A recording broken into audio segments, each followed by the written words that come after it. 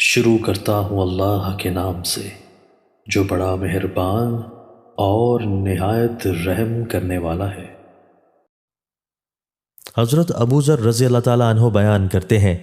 رسول اللہ صلی اللہ علیہ وآلہ وسلم نے فرمایا،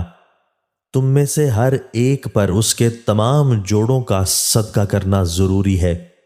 ہر قسم کی تسبیح سبحان اللہ کہنا صدقہ ہے، ہر قسم کی حمد صدقہ ہے، ہر مرتبہ لا الہ الا اللہ کہنا صدقہ ہے، نیکی کا حکم کرنا صدقہ ہے، برائی سے روکنا صدقہ ہے، اور جو شخص چاشت کی 2 رکعتیں پڑھ لیتا ہے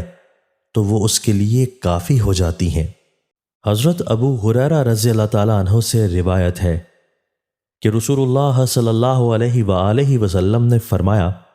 جو لوگ کہیں بیٹھے اور انہوں نے اس نشست میں نہ اللہ کو یاد کیا اور نہ اپنے نبی صلی اللہ علیہ وآلہ وسلم پر درود بھیجا،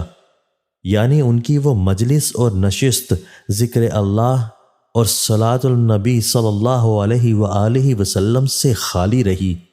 تو قیامت میں یہ ان کے لیے حسرت و خسران کا باعث ہوگی، پھر چاہے اللہ ان کو عذاب دے یا چاہے معاف فرما دے اور بخش دے۔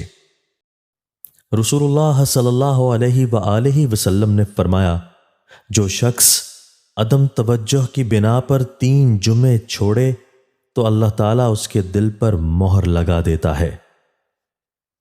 دوستو، اللہ تعالی ہمیں ان احادیث مبارکہ پر عمل کرنے اور اپنی زندگیوں کو سنوارنے کی توفیق عطا فرمائے۔